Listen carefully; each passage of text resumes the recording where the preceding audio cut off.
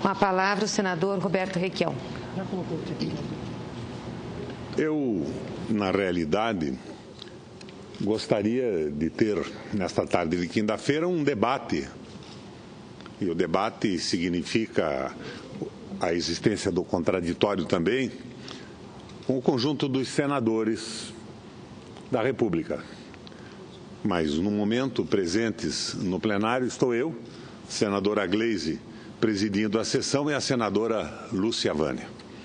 Na minha opinião, em torno dessa PEC 241, o Congresso Federal devia estar parado discutindo esse assunto. Porque é uma mudança constitucional que significa a mudança da orientação econômica do Brasil.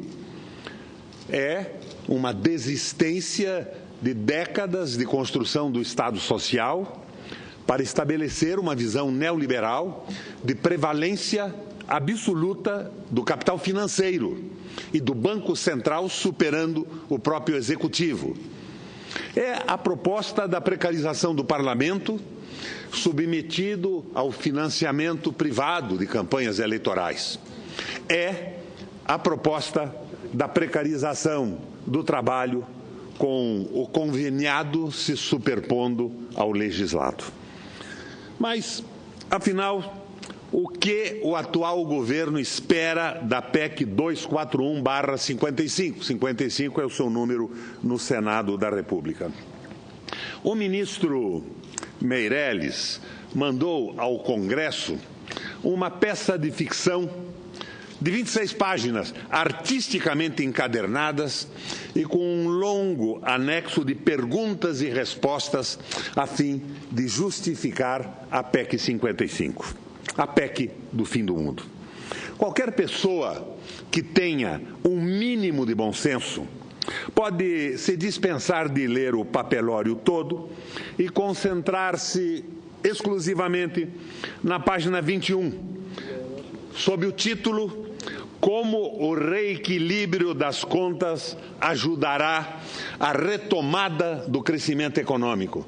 É esta a pretensão confessada pelo ministro Meirelles, autor com a sua equipe da PEC 241.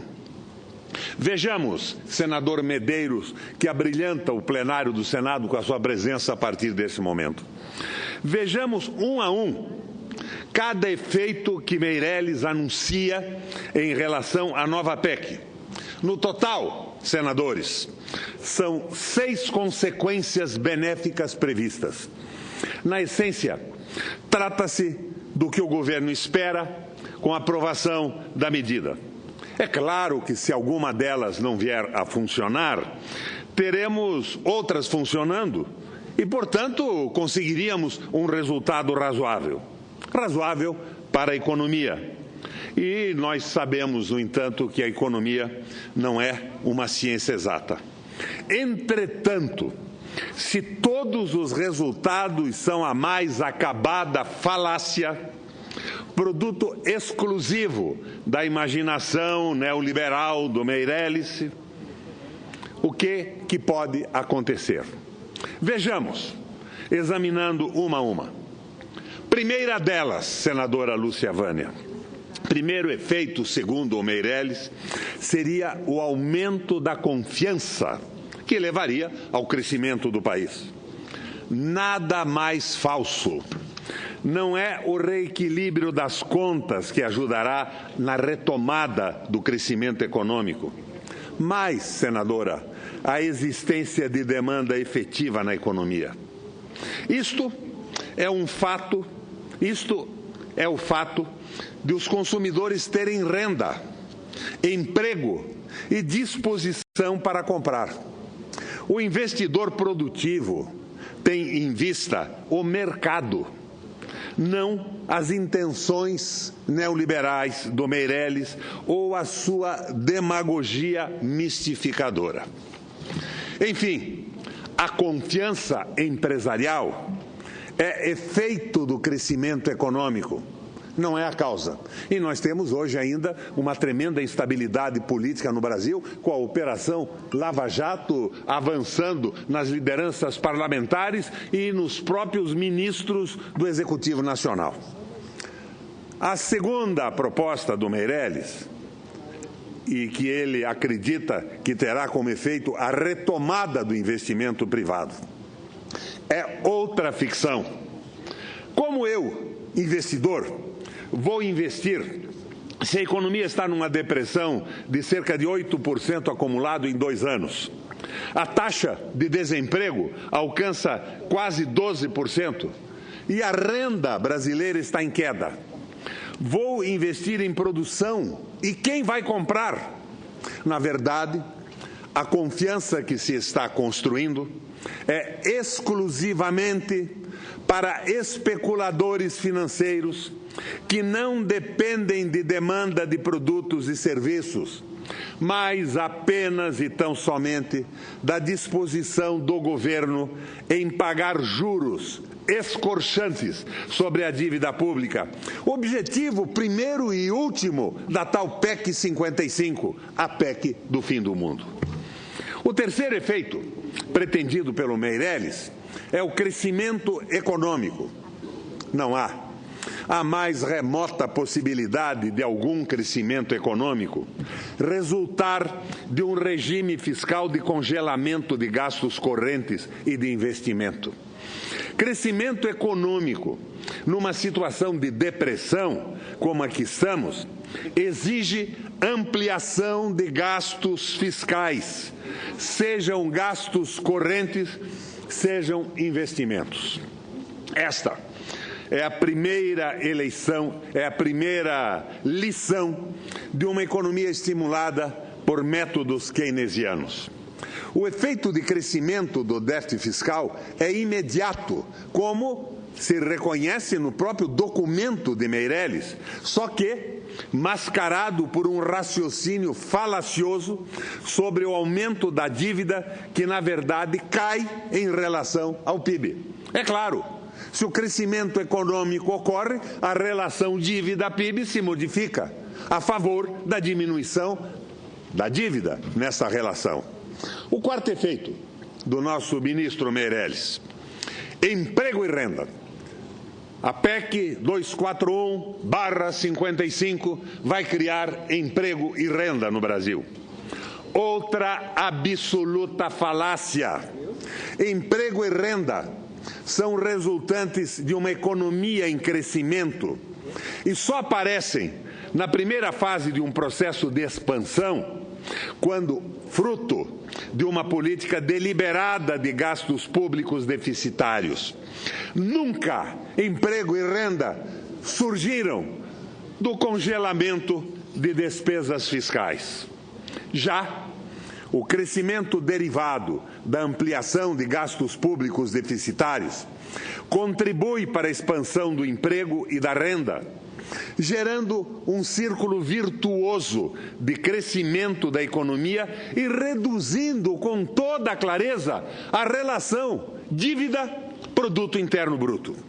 O quinto efeito pretendido pelo Meirelles: mais recursos disponíveis para investimentos e consumo. Senador Medeiros, é uma afirmação absolutamente falsa. E por quê? Na medida em que o setor público congela gastos orçamentários, é imediatamente reduzida a demanda de bens e serviços do próprio setor público sobre a economia privada, congelando oportunidades de investimento e de consumos reais. Não, evidentemente, os ganhos financeiros. Se a economia está em depressão, como é o nosso caso, senador Medeiros, o setor privado, mesmo que tenha recursos disponíveis para investimento, como de fato tem, e os tem aplicados na dívida pública, não realiza investimentos reais, porque não tem demanda, conforme mencionamos. Sexto efeito e último efeito desse documento precioso que o ministro encaminha aos senadores do Brasil: queda de juros estrutural. Meu Deus, queda de juros estrutural? Quem poderia me explicar o que é isso, juro estrutural? Esta é a mãe de todas as falácias. A taxa básica de juros, chamada Selic, nada deve às forças de mercado ou mesmo ao regime fiscal proposto de forma nefelibática pelo nosso ministro da Fazenda, Meirelles. Obedece, senadores, exclusivamente às determinações do Copom, que, por sua vez, condiciona as decisões do Banco Central. É o Banco Central que, em última instância, e essa é a sua função precípua, a razão da sua existência no Brasil, pelo menos, uma vez que nos Estados Unidos ele se encarrega também da manutenção, do desenvolvimento e da expansão do emprego. É o Banco Central, em última instância, que determina a taxa de juros. E, na prática, ele obedece determinações do mercado financeiro especulativo, comandado pelo Itaú e Bradesco, que nomeiam, o Congresso sabe disso, os diretores do Banco Central. É lá o representante do Bradesco, numa diretoria importantíssima, e na presidência, o Ilan Goldfein, ex-chefe da economia do Banco Itaú. Afirmar que a taxa de juros estrutural, coloco entre aspas, ninguém sabe o que é isso, na verdade. Ninguém poderia me responder o que é isso, porque não existe taxa de juros estrutural. Vai cair por conta do regime fiscal proposto, é enganar de forma sórdida e absurda a sociedade brasileira. É preservar uma política monetária criminosa, uma política moribunda na Europa, que quebrou a Espanha, destruiu a Grécia, prejudicou a Itália, liquidou Portugal. E que, como um zumbi, uma espécie de política morta-viva, pede asilo e encontra asilo no Brasil, e na ignorância da história e da economia por parte dos parlamentares do Congresso Nacional. Conclusão: se as postulações de Meirelles são todas falsas, quais são, afinal, os objetivos ocultos contidos na PEC 55? Não tem nada a ver com economia, porque de economia parece que o Meirelles não entende. Ele entende de juros no cartão de crédito, que chega no Brasil a mais de 480% hoje, e de juros no cheque especial, que já passa os 320%. Qual é o objetivo? Qual é o objetivo contido nesta PEC que pretende congelar o Brasil por 20 anos?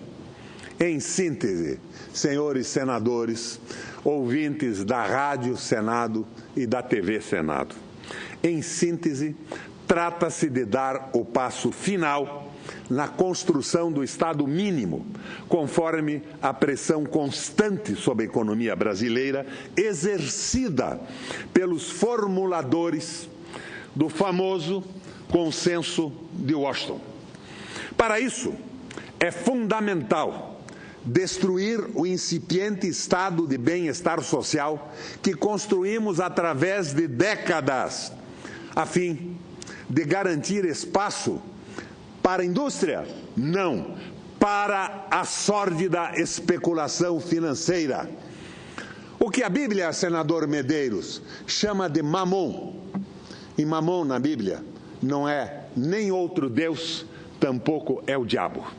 Mamon é uma palavra que em hebraico significa dinheiro. É o capital vadio, referido constantemente pelo nosso fantástico Papa Francisco.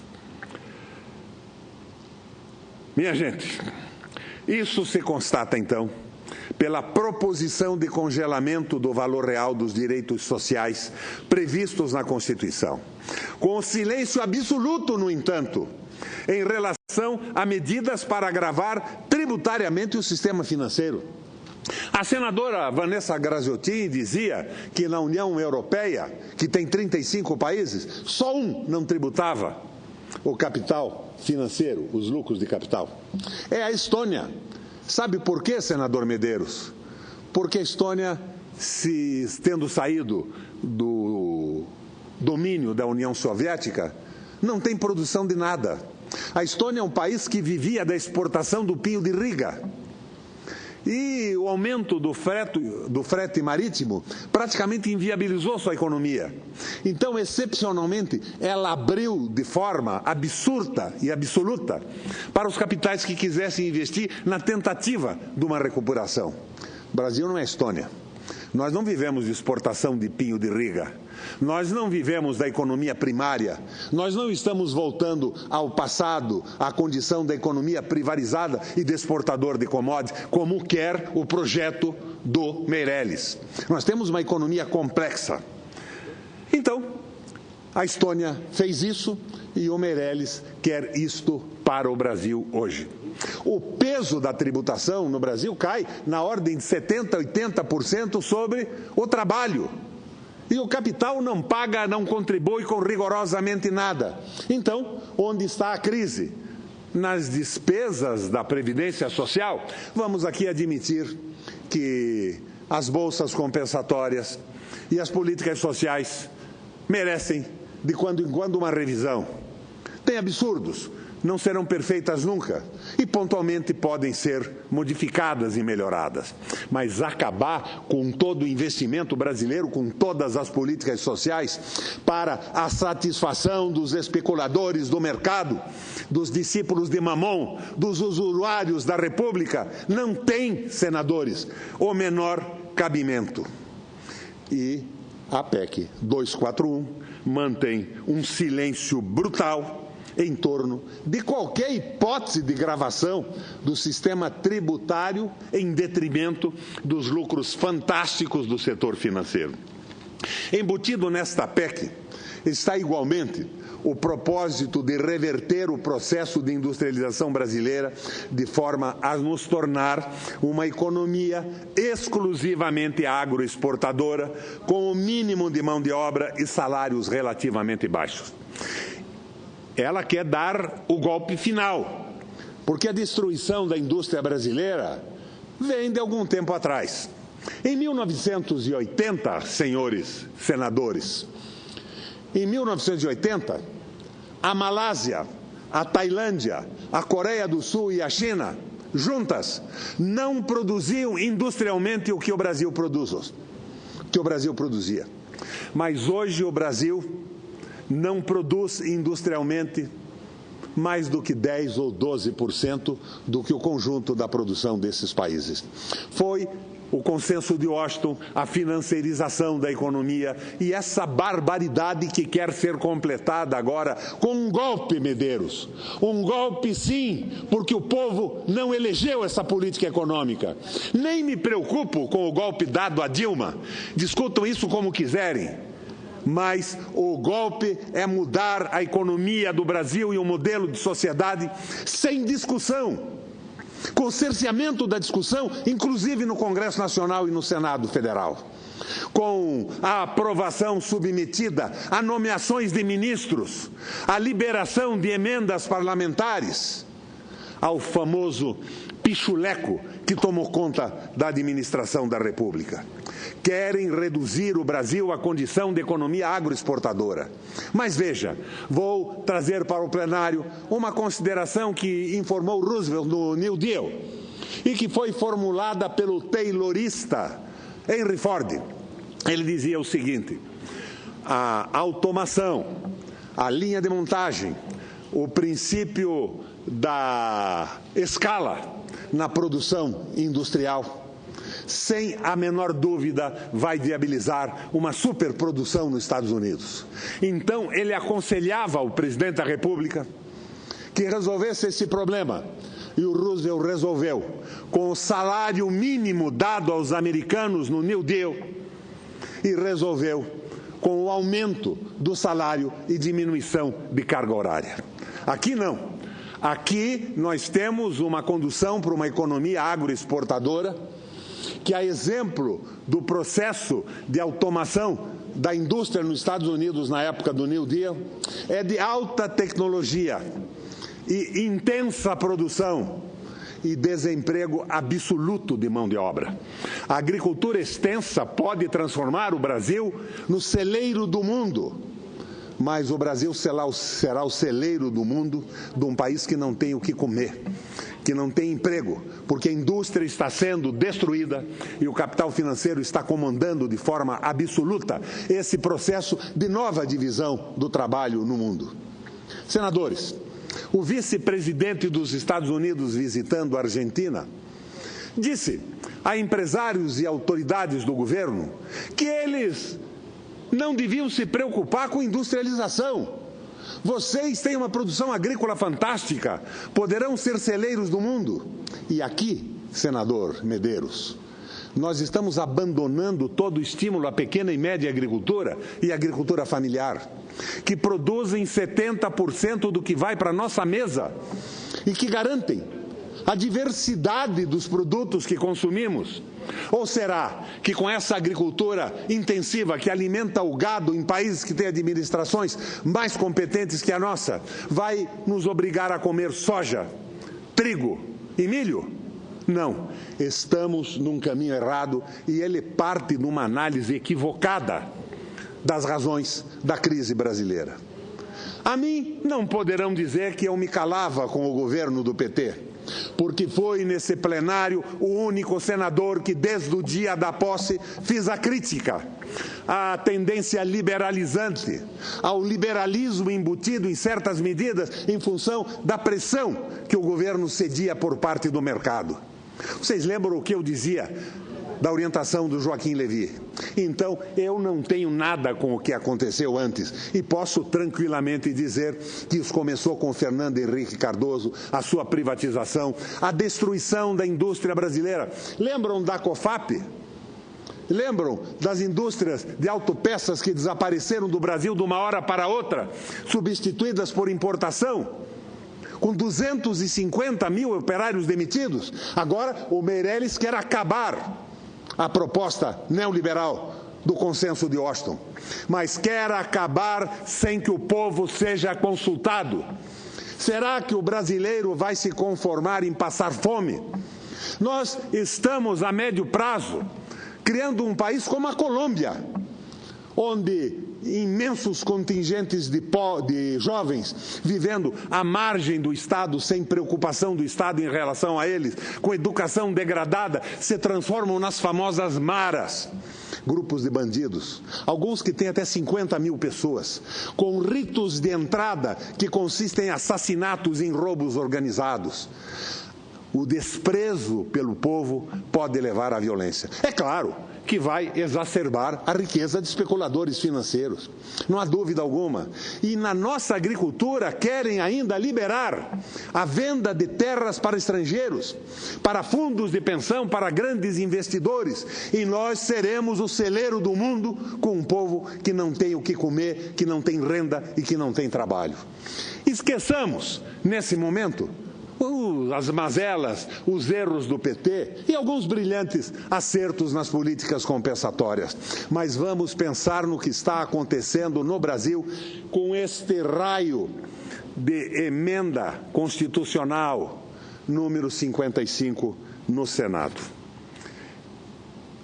O aumento do contingente de trabalho não se daria com a fraca contribuição ao mercado interno, que de outra parte se considera dispensável, tendo em vista a forte concentração de terras, inclusive em mãos estrangeiras, para a produção a ser exportada. Não há preocupação com o salário, não há preocupação com os programas sociais, porque visam a exportação. É esse nicho da agricultura, da produção intensiva, que é importante, que tem que ser respeitado, que tem que ser apoiado, que viabilizou uma série de políticas sociais compensatórias nos governos do Lula, do PT e da Dilma. Mas, no entanto, a manipulação financeira, ao final, há de coroar o modelo Meirelles. A desestruturação da indústria como consequência de uma política cambial assassina da produção interna. Queremos poupar. O presidente Renan nos diz que diminuímos a despesa do Senado. O que significa isso diante do que fatura o mercado com o financiamento da dívida pública, com juros estabelecidos pelo Copom na mão dos rentistas e da banca privada? Nada, rigorosamente nada. É como um prefeito tolo e demagogo entrando numa pequena prefeitura do interior e cortando imediatamente o cafezinho dos funcionários. Um gesto para a mídia. A Globo vai elogiá-lo, mas isso não vai significar nada, rigorosamente nada, diante dos prejuízos que a Prefeitura está tendo com uma má administração. E eu não estou dizendo que o Senado não deve diminuir as suas despesas. Deve sim, a racionalidade, o emprego correto dos recursos públicos deve ser uma prioridade e uma direção para qualquer administrador no Brasil, do Legislativo ou do Executivo. Diante da obsessão com o tema, convém considerar que o valor absoluto da dívida pública não é relevante. Senadora Lúcia Vânia, o valor absoluto da dívida pública não é relevante para a avaliação da saúde financeira de um país. Relevante, senador Medeiros, é a relação dívida-produto interno bruto, ou seja, a dívida é relevante como proporção do produto interno bruto de um país. Mais importante ainda que a própria relação da dívida, produto interno bruto, é a taxa de juros que remunera a dívida pública, normalmente fixada pelo Banco Central. Uma taxa de juros baixa, aplicada a uma dívida pública elevada, por exemplo, a dívida japonesa, que é fantástica, ou americana, não traz qualquer complicação ao gerenciamento do país. É uma taxa honesta, razoável, remunera o capital, possibilita o desenvolvimento e a administração da própria dívida. Agora, uma taxa de juros alta, aplicada a uma dívida mesmo baixa, como é baixa a dívida pública do Brasil, implica sim numa tremenda transferência de renda do setor público, ou dos pobres em geral, ou do povo, para os especuladores financeiros, credores da dívida pública, que são, no Brasil, quantos? Nós não sabemos quem são protegidos pelo sigilo, um raio de sigilo garantido pelo Congresso Nacional. Vejamos a situação brasileira e a situação americana. Nos Estados Unidos, no máximo, títulos públicos são remunerados a 3%. Hoje, os títulos do Tesouro americano, segundo informações recentes, são remunerados a 0,25 ou 0,50 ao ano. Ao ano. Já tiveram, algum tempo atrás, juros negativos. No Brasil, são remunerados, num valor médio, a 12% ao ano. Com isso, nós pagamos relativamente muito mais juros sobre a dívida pública que os americanos, embora a dívida deles seja da ordem de 16 trilhões de dólares. 16 trilhões de dólares. E a nossa, 4 trilhões de reais. Incomparavelmente menor. Mas as coisas vão sendo manipuladas. E eu, para finalizar a minha intervenção, quero lembrar a vocês que os militares, num projeto bonito de desenvolvimento do Brasil, tomaram dinheiro a juros negativos no mercado internacional. Mas em 1980, senadora Lúcia Vânia, o Federal Reserve, que é o banco privado que conduz a economia dos Estados Unidos, sapecou o juro unilateralmente sobre os seus créditos com o Brasil e com o mundo de 20%. Se nós, mesmo sem auditarmos a dívida brasileira, retirarmos esses 20%, nós já pagamos o que devíamos algumas vezes. Mas o Congresso votou a auditagem da dívida e a nossa presidenta Dilma vetou a auditagem. Sabe-se lá por quê, sabe a que pressões ela estava sendo submetida. Mas é preciso que esta mensagem que eu trago a vocês, que é produto do estudo, da nossa assessoria, da inteligência do Senado e de uma visão nacionalista no Brasil, de uma visão orgulhosa sobre o país, das possibilidades de valorização desse povo maravilhoso, tem que ser divulgada. Eu peço a quem está nos escutando que nos ajude a divulgar essa crítica. Esse texto está na minha página, está por escrito. E temos também a sua vocalização. E ao que já existe se somará essas considerações que eu fiz agora na tribuna do Senado Federal. Mas o que nós não podemos aceitar mais é a manipulação. Parlamento tem que falar.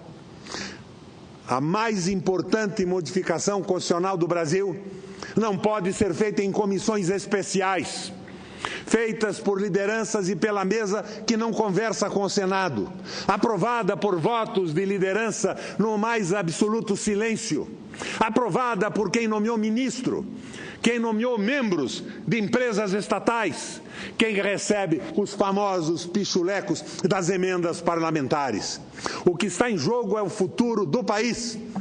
E nós não podemos admitir que o Brasil seja transformado numa Colômbia, ou num país com sucesso econômico, mas a desgraça e o esgarçamento do tecido social como está o México hoje.